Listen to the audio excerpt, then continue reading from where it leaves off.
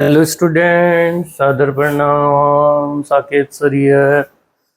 इस वीडियो में हम नाउन्स को स्टडी करेंगे। हम पढ़ेंगे कि एक नाउन क्या होता है, क्योंकि हमने इंग्लिश को बिल्कुल बेसिक से स्टार्ट किया है। नाउन एक ऐसा वर्ड होता है जो किसी भी चीज़ का हमें क्या बताता है, नेम बताता है। चाहे वो पर्सन हो, चाहे प्लेस हो, चाहे थिंग हो, चाहे कोई भी आइडिया हो। नाउन सब्जेक्ट का रोल भी प्ले कर सकता है, ऑब्जेक्ट का रोल भी प्ले कर सकता है, इनडायरेक्ट ऑब्जेक्ट का रोल प्ले कर सकता है। ये हम आगे समझेंगे। सब्जेक्ट कॉम्प्लीमेंट का रोल प्ले कर सकता है, ऑब्जेक्ट को कॉम्प्लीमेंट कर सकता है, अपोजिटिव आ सकता है या फिर वो एडजेक्टिव। तो संज्ञा क्या है? एक ऐसा शब्द है जो किसी भी चीज़ का नाम बताता है। जैसे हमारे पास कोई व्यक्ति, स्थान, चीज़ या विचार भी हो सकता है। ये संज्ञा विषय में काम कर सकता है। प्रत्यक्ष वस्तु के बारे में, अप्रत्यक्ष वस्तु के बारे में बता सकता है, विषय के पूरक को या फिर वस्तु पूरक को भी शो कर सकता है। तो सिंपली हम क्या पढ़ते हैं आज तक? जो हम पढ़ते हैं, noun is the name of person, place और थिंग। क्या हम उसी डेफिनेशन के साथ जा सकते हैं? बस हमने थोड़ा सा क्या किया, इस डेफिनेशन को एनलार्ज कर दिया है। अब हम क्या क्या पढ़ेंगे इस वीडियो में? हम प्रॉपर नाउन स्टडी करेंगे, कॉमन पढ़ेंगे, कॉन्क्रीट पढ़ेंगे, एब्स्ट्रैक्ट पढ़ेंगे, सिंगुलर पढ़ेंगे, प्लूरल पढ़ेंगे, कलेक्टिव पढ़ेंगे, कंपाउंड पढ़ेंगे, काउंटेबल और अनकाउंटेबल। मेरी कोशिश यही रही है कि that each and every type of the noun will be included in the slides. अब सबसे पहले हम किसको स्टडी करते हैं? प्रॉपर नाउन को। तो मैंने कोशिश यही की है कि मैं इसको डिटेल में रखूँ थोड़ी वीडियो को, ना मुझे जल्दी समझ आया और ना मुझे लगता है कि दूसरों को एकदम से समझ आ सकता है। ये किस चीज़ को दिखाता है प्रॉपर नाउन? किसी भी स्पेसिफिक यूनिक एंटिटी को, चाहे कोई पर्सन हो, प्लेस हो, ऑर्गेनाइजेशन हो। ये हमेशा किससे स्टार्ट होता है? कैपिटल लेटर से स्टार्ट होता है। जैसे लोगों के नाम John, Mary, president, doctor, places New York, London, Tokyo, Amazon river, organisation Google, NASA, Harvard. तो ये हमारी उचित संख्या कहलाती है। ये किसी विशिष्ट अद्वितीय इकाई, जैसे कोई व्यक्ति हो सकता है, स्थान, संगठन या शीर्षक को शो करता है। और इसे हमेशा किससे लिखा जाता है? कैपिटल अक्षर से स्टार्ट किया जाता है। बस ये बात आप याद रखिएगा। ये एक बिल्कुल पर्टिकुलर नाउन को शो करता है। नेक्स्ट हमारे पास आ जाएगा कॉमन नाउन। ये सभी के लिए यूज हो सकता है, इसलिए इसका नाम क्या है? Common noun. ये जनरल कैटेगरीज के लिए यूज हो जाता है। इसमें कोई यूनिक एंटिटी नहीं होती है। ये कैपिटल से भी जरूरी नहीं है कि स्टार्ट हो। जैसे कुछ कॉमन नाउन है, एनिमल्स हुए, डॉग, कैट, बर्ड, फिश, सबको शो करता है। फूड, एप्पल, बनाना, पिज़्ज़ा। प्लेसेस में सिटी, टाउन, पार्क, हम सब के लिए यूज़ कर सकते हैं। जैसे लड़कों के लिए कॉमनली क्या यूज़ किया जा सकता है? सभी के लिए बॉयज़, गर्ल्स के लिए गर्ल्स। तो ये कॉमनली सबके लिए यूज़ किया जाता है, इसलिए ये सामान्य संज्ञा कहलाती है। ये ना तो किसी विशिष्ट या अद्वितीय संस्थान के साथ आता है, ये पूरे के पूरे ग्रुप को शो कर देता है। तो ये हमारा कौन सा नाउन हो जाएगा? This is known as the common noun. इसके बाद जो अगला नाउन हमारे स्टार्ट हो जाएगा वो कॉन्क्रीट नाउन कहलाते हैं। कॉन्क्रीट को हिंदी में क्या बोलते हैं? ठोस संज्ञा भी बोल देते हैं।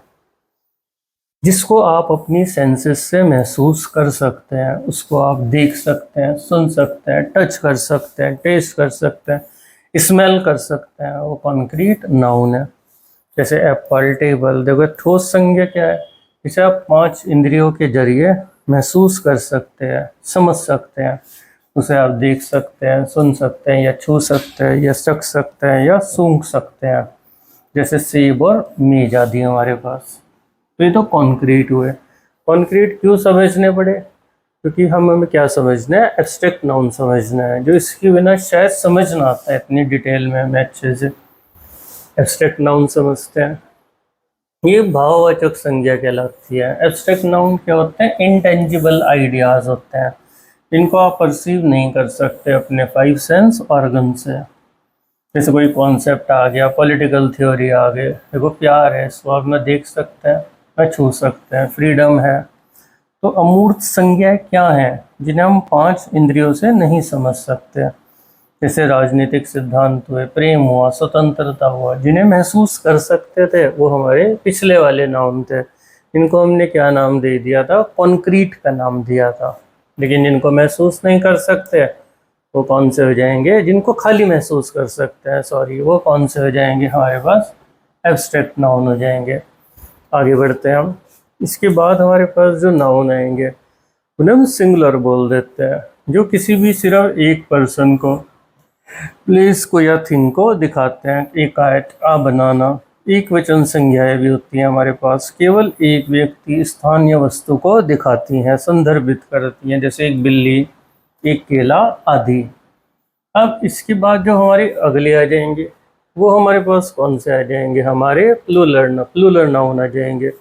इनको आप जानते भी हो तो इन्हें क्या बोलते हैं? बहुवचन बोल देते हैं।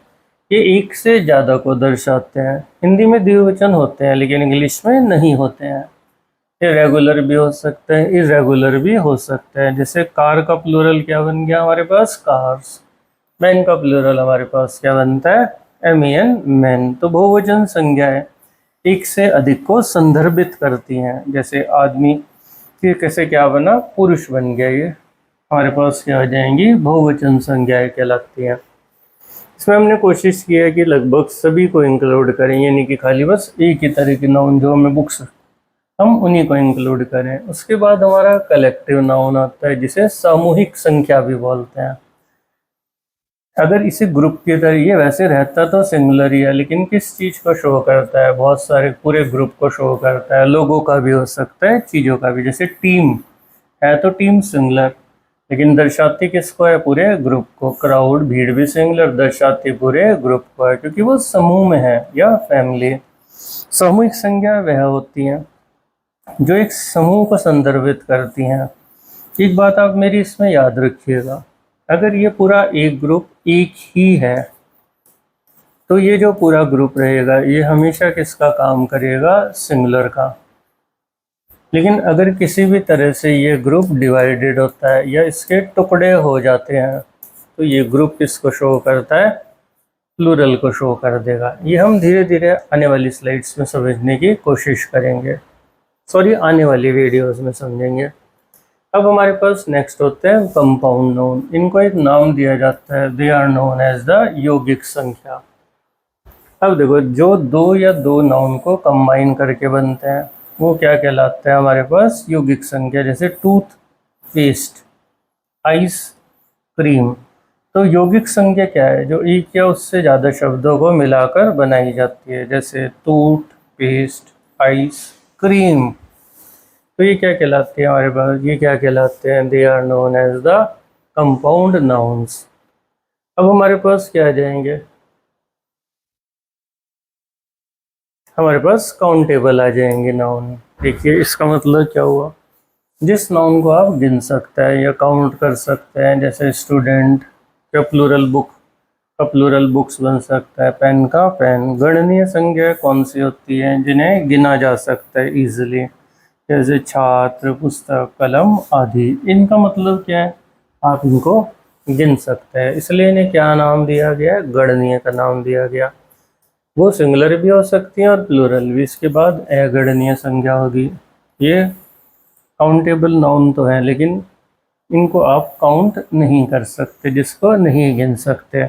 जैसे पानी का पानी थोड़ी बनेगा या वाटर, या सॉल्ट का सॉल्ट से नमको, रेत का रेतो। तो गणनीय संज्ञा क्या हो गई? ये अगणनीय। यहाँ मेरे से गलती हुई है, ये अगणनीय संज्ञा होती हैं जिन्हें आप गिन नहीं सकते। जैसे नमक, रेत। इसमें मैं एक चीज़ क्लियर करता हूँ, जैसे स्टार्स हैं उन्हें आप गिन सकते हैं, 1 तारा, 2 तारा, 3 तारा। इसी तरह रुपीज़ हैं या डॉलर्स हैं, $1, $3, $4, $5 गिन सकते हैं। तो ये कौन से होंगे? Countable.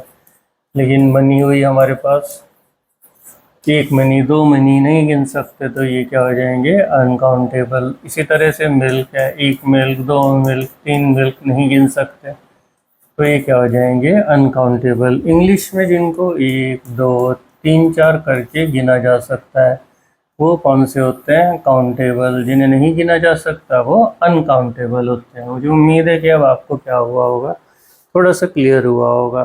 Thank you very much for watching. Hope you have a very good day.